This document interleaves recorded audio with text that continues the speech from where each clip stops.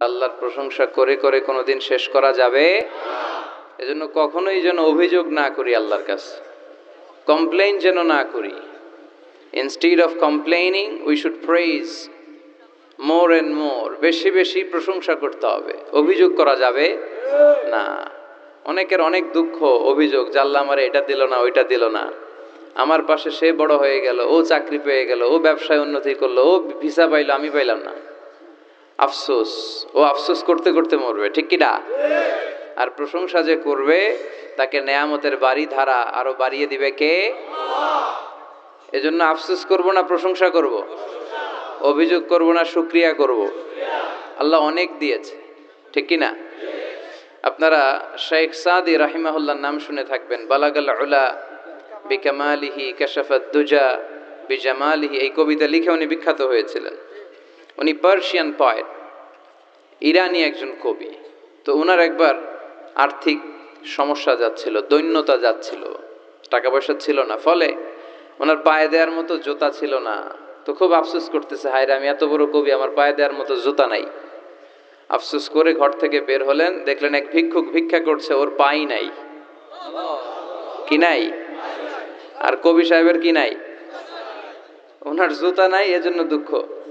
বের হয়ে দেখে সাইল ভিক্ষুক, ওর পা নাই। এবার উনি সেজদায় পড়ে আল্লাহর ডেকে বলে, আল্লাহ শুকর আলহামদুলিল্লাহ, অনেক ভালো আছি। শুকর আলহামদুলিল্লাহ, বেশ ভালো আছি, অনেক সুখে আছি। এজন্য সুখ হচ্ছে আলহামদুলিল্লাহর ভিতরে। সুখ আছে কিসের ভিতরে? যে কোনো পরিস্থিতিতে আমরা থাকি না কেন, বিপদে আপদে, সকালে বিকালে, শীতকালে গ্রীষ্মকালে, আমরা কি পড়ব? আলহামদুলিল্লাহ পড়ব। এর কারণ চাহিদার কোনো শেষ নাই। যার আছে যত বেশি, সে চায় তত বেশি। দেখবেন যার সাইকেল আছে ও হুন্ডা চায়, চায় না? আরো নিচ থেকে যদি বলি, যার পা নাই ও চায়, আল্লাহ আমার যদি দুইটা পা থাকতো। কথা বলেন। পা নাই এরকম লোক আছে না এলাকায়? সে হেঁটে যাওয়া লোকদের দিকে তাকিয়ে থাকে, আর তার স্বপ্ন থাকে ওইটাই, আমার যদি পা থাকতো। হেঁটে হেঁটে হেঁটে যারা বাজারে যায়, স্কুলে যায়, কলেজে যায়, ওদের আফসোস যারা সাইকেল চালায় ওদেরকে দেখে, তাই না? সাইকেল থাকলে খুব ভালো হইতো, সাইকেল চড়ে চড়ে বাজারে যেতে পারতাম। সাইকেলওয়ালারও আফসোস আছে, সে আফসোস করে হুন্ডাওয়ালাদের দেখে, মনে মনে ভাবে যদি ভো ভো থাকতো, হ্যাঁ একেবারে যেতে পারতাম। হুন্ডাওয়ালাদের আফসোস হচ্ছে প্রাইভেট কারওয়ালাদের দেখে, ইস আমার যদি একটা কার থাকতো। যার কার আছে ও আফসোস করে, ইস আমার যদি একটা প্লেন থাকতো। যার প্লেন আছে ও বলে, ইস আমার যদি একটা কপ্টার থাকতো, if I had a copter, আমার যদি একটা হেলিকপ্টার থাকতো, উড়াল মারতাম। কথা বলেন।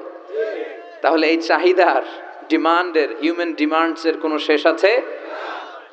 যে এলাকার ছোট্ট মেম্বার, ওই মেম্বার ভাই চায় কি করে চেয়ারম্যান হওয়া যায়। কথা বলেন। যিনি চেয়ারম্যান হয়ে গেলেন, উনি এবার ভাবে কি করে MP, member of the parliament হওয়া যায়, তাই না? আচ্ছা, এমপি যিনি হয়ে গেলেন, উনি আর একটু উপরে যেতে চায়, ভাবে যদি একটু একটু যদি যাইতে পারি, একটা মন্ত্রণালয় যদি পাইতাম, হ্যাঁ মিনিস্ট্রি যদি একটা পেতাম, কতই না ভালো হতো। তো মন্ত্রী যিনি হইল, উনি ওনার অনেক শখ, ইস আর একটা জায়গা বাকি। হ্যাঁ কি নাম ওইটার? PM, prime minister. কিন্তু এই দেশে অসম্ভব। কথা বলেন। এই দেশে প্রাইম মিনিস্টার হওয়া যাবে? এক দুজন এদের মধ্যে ধাক্কাধাক্কি, এবং ওনাদেরকে মেনে নিতে হবে। আপনি বাঁচেন আর মরেন, ওনারাই প্রাইম মিনিস্টার। কথা বলেন। তাহলে এই কথাগুলো বলার উদ্দেশ্য হচ্ছে, হিউম্যান ডিমান্ডসের কোনো শেষ নাই, আনলিমিটেড হিউম্যান ডিমান্ডস। এজন্য বিশ্বনবী বললেন, লাউ আন্না লিকুল্লি ইবনি আদামা ওয়াদিয়ান মিন যাহাব আহাব্বা আইয়াকুনা লাহু ওয়াদিয়ান ওয়া লা ইয়ামলা আফাহু ইল্লা তুরাব। আল্লাহ বলেন, এই বনি আদমের প্রত্যেককে যদি একটা করে স্বর্ণের পাহাড়ের মালিক বানিয়ে দেয়া হয়। কিসের পাহাড় দেখছেন জীবনে? আচ্ছা, স্বর্ণের পাহাড়ের যদি মালিক বানিয়ে দেয়া হয়, আহাব্বা আইয়াকুনা লাহু ওয়াদিয়ান, একটা করে স্বর্ণের পাহাড়ের মালিক বানিয়ে দিলেও সে চাইবে কিভাবে আরো একটা স্বর্ণের পাহাড়ের মালিক হওয়া যায়। আচ্ছা, একটু বুঝে শুনে উত্তর করবেন। একটা স্বর্ণের পাহাড়ের মালিক যদি আমি হই, শুধু আমি কেন, আমার 14 পুরুষ এটারে বিক্রি করে খেলেও কি শেষ করতে পারবো? তো আমার আরেকটা লাগবে কেন? আরেকটা দিয়ে আমি কি করব? স্বভাব। বিষ্ণুই বললেন, সবশেষে হাদিসের শেষাংশে বললেন, ওয়ালাইয়ামলা আফাহু ইল্লা তুরাব, কবরের মাটি ছাড়া কোনো কিছুই মানুষের এই জিহ্বাটারে থামাতে পারবে না। চিৎকার করে বলেন ঠিক কি না? এজন্য যার আছে বেশি ও চায় বেশি, এই ডিমান্ডটারে একটু কমাতে হবে, আল্লাহর কাছে শুকরিয়া করতে হবে। অর্থের প্রয়োজন আছে, কিন্তু এটার হৃদয়ে স্থান দেয়া যাবে না। এটা হাতে আসবে আবার চলে যাবে, ঠিক কি না? হৃদয়ে স্থান থাকবে কার? যাদের হৃদয়ে আছে আল্লাহর ভয়, তারা কভু পথ ভুলে যায় না। আল্লাহর প্রেম ছাড়া এই দুনিয়ায় কারো কাছে কোনো কিছু চায় না, ঠিক কি না? মুমিনের হৃদয়ে দরদ ভালোবাসা থাকবে একজনের জন্য। চিল্লায় বলেন তো তিনি কে? এজন্য আমরা যেন শুকরিয়া করি, আমরা যেন অভিযোগ না করি। দেখেন, আমরা যদি জিজ্ঞেস করি, ভাই আপনি কি চান, কি লাগবে আপনার, কার কি লাগবে, একজন বলবে আমি এটা চাই, আমার এটা নাই, আমি ওইটা চাই, ওইটা চাই, কত কিছু লাগবে আমাদের। কিন্তু ঠিক এই মুহূর্তে যেই লোকটা হসপিটালের বেডে শুয়ে আছে, ক্যান্সারে আক্রান্ত, ক্যান্সার যার নেই কোনো অ্যান্সার, ওরে যদি জিজ্ঞেস করেন, ও বলবে আমার কিচ্ছু লাগবে না, আমি শুধু বাঁচতে চাই। ও কি চায়? আর আমরা অনেক কিছু চাই। এজন্য আমরা শুকরিয়া করব বেশি বেশি। শুকরিয়া করলে বাড়িয়ে দেয় কে?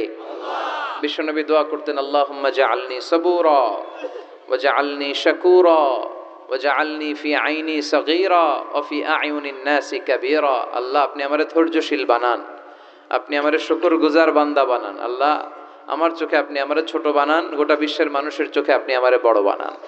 সবাই পড়ি আমিন। এজন্য সবসময় প্রশংসা করব কার?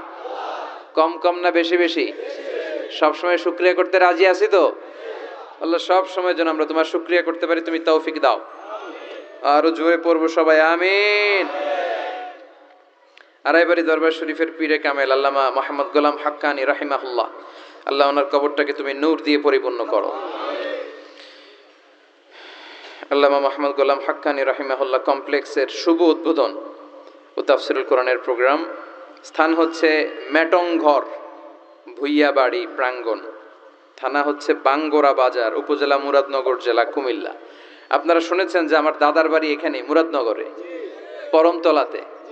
আলহামদুলিল্লাহ, জীবনে এসেছিলাম কয়েকবার, খুব বেশি আসা হয় না।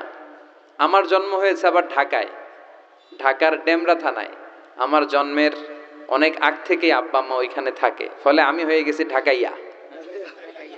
ঢাকাইয়াও হয়েছি, আবার কুমিল্লারও রয়ে গেছি, মানে কুমিল্লাতে আবার বিয়ে করছি। এই যে আমার নানা শ্বশুর, বিশ্বাবজুর হচ্ছেন আমার নানা শ্বশুর। তো এই জন্য অনেকেই আমার পরিচয় নিয়ে খুব কনফিউশনে পড়ে, আসলে আমি কি কুমিল্লার না ঢাকার। আমি বলি দুইটারই, কুমিল্লাও আমার বাড়ি, ঢাকাও আমার বাড়ি। ঢাকা আমার জন্মস্থান, আর কুমিল্লা আমার দাদার বাড়ি।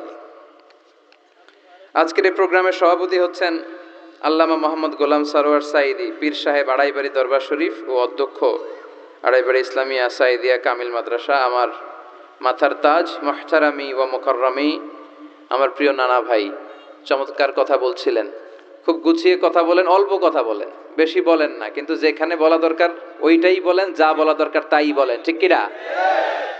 পীর হতে হলে এমন পীর হওয়া দরকার। অনেক পীরের নাম আমরা জানি, কাউকে ছোট করে কটাক্ষ করে বলছি না। আপনি আমার নানা ভাইয়ের কথা শুনলে দেখবেন যে গতানুগতিক যে পিরালি, এই পিরালি উনি করে না। কোরআন সুন্নাহকে আধুনিকভাবে মানুষের কাছে পৌঁছে দিতে চায়, জোর করে কাউরে মুরিদ বানাতে চায় না। ওনার কাছে মুরিদ হতে আসলেও উনি বানাইতে চায় না, আগে অন টেস্ট করে, পরীক্ষায় রাখে যে আপনি এই বাজে অভ্যাসগুলো ছাড়তে পারবেন কিনা, এগুলো করতে পারবেন কিনা। এবং নানা ভাই মনে করে ওনার হাতে হাত রেখে কেউ বায়াত হওয়া মানে ওনার রেসপন্সিবিলিটি অনেক বেড়ে গেল। উনি এই রেসপন্সিবিলিটি থেকে মুক্তি চায়, উনি বানাতে চায় না। তো এইরকম পীর থাকার দরকার আছে না নাই? যিনি আল্লাহর ভয়ে সব সময় তটস্থ থাকে। আল্লাহ তুমি আমার নানা ভাইকে ইসলামের জন্য কবুল করো, কোরআনের জন্য কবুল করো, নেক হায়াত দারাজ করো।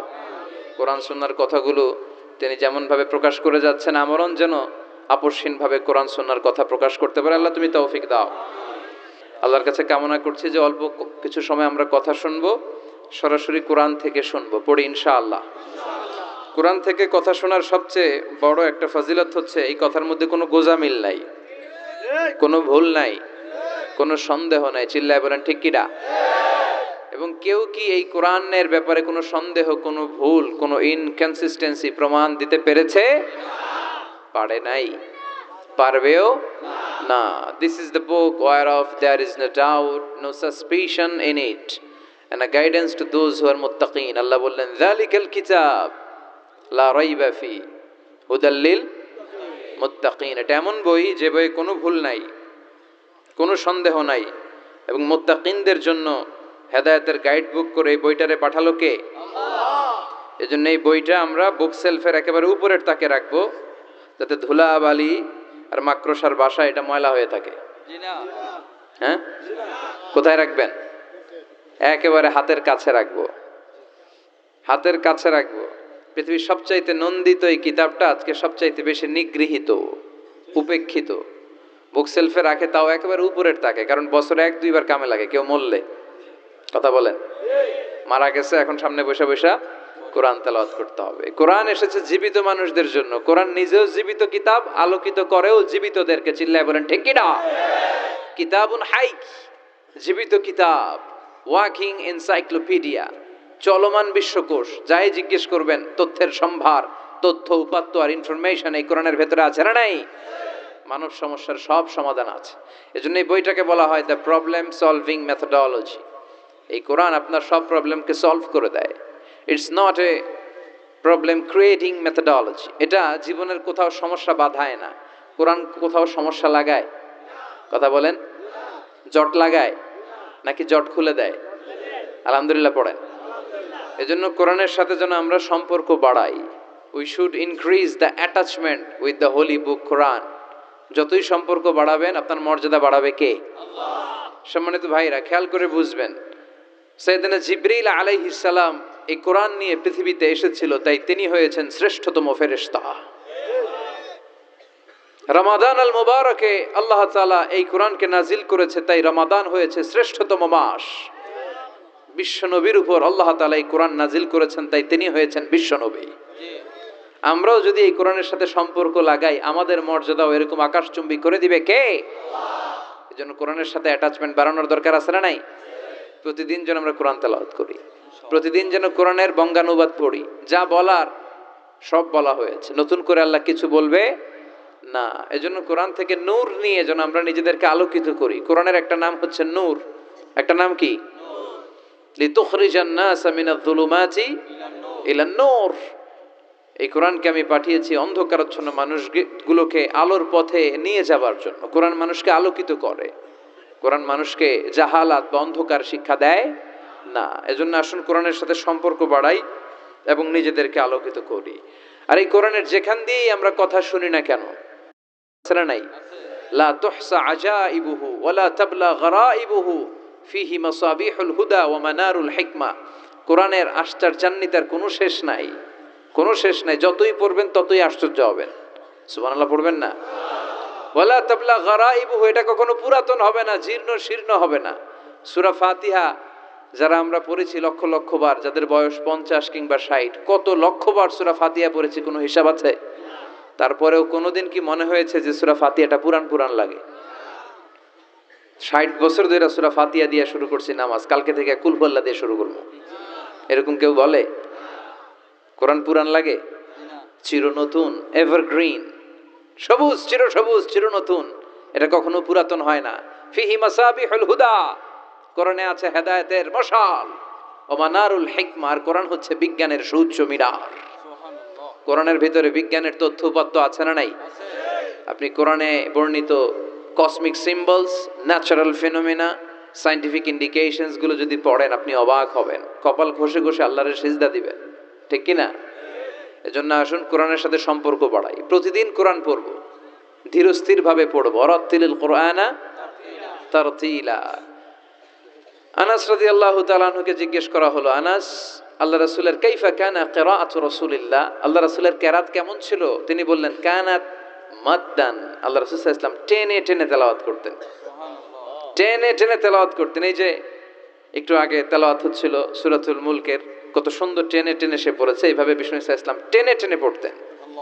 উম্মে সালামা রাদিয়াল্লাহু তাআলা আনহাকে জিজ্ঞেস করা হলো, কাইফা কানাত কিরাআতু রাসূলিল্লাহ ইয়া উম্মুনা, ইয়া উম্মানা, আমাদের মাতা, আমাদের প্রিয় নবীর তেলাওয়াত কেমন ছিল? উম্মে সালামা বললেন, কানা রাসূলুল্লাহ ইউকাত্তিউ বাইনা কিরাআতিহি আয়াতান আয়া, আল্লাহ রাসূল সাল্লাল্লাহু আলাইহি ওয়াসাল্লাম এক আয়াত করে থেমে থেমে কোরআন তেলাওয়াত করতেন। পড়েন সুবহানাল্লাহ। এক আয়াত পড়তেন, থামতেন, আবার আরেক আয়াত শুরু করতেন, আবার আরেকটা আয়াত পড়তেন, আবার থামতেন, আরেক আয়াত শুরু করতেন। প্রতিটা অক্ষর, প্রতিটা উচ্চারণ কেটে কেটে দেখা যেত, বোঝা যেত। চিল্লায় পড়েন আল্লাহু আকবার। আর আমাদের তেলাওয়াতের কি অবস্থা? তারাবির নামাজের কি অবস্থা? আমাদের মেটন ঘরের কি অবস্থা? জাপানের বুলেট ট্রেন ফেল, ঠিক কিনা? কোন দিক দিয়ে আযাবের আয়াত যায়, কোন দিক দিয়ে জান্নাতের আয়াত যায়, কোন দিক দিয়ে সূরা ইয়াসিন গেল, কোন দিক দিয়ে আর রহমান গেল, কোথায় সূরা ইউসুফ গেল, কেউই টের পায় না। রুব্বা খারিলিল কুরআন ওয়াল কুরআনু ইয়ালআনুহু, কোরআনের অনেক কারি আছে, তেলাওয়াতকারী আছে, আবৃত্তিকারী আছে, যাদেরকে কোরআন রহমত, মার্সি এন্ড ব্লেসিংস না দিয়ে গজব দেয়, লাআনত দেয়। আল্লাহ ওই ধরনের তেলাওয়াত থেকে তুমি আমাদের বাঁচাও। প্রচারের স্বার্থে চ্যানেলটি সাবস্ক্রাইব করুন। নতুন ভিডিও পেতে বেল বাটনে ক্লিক করুন।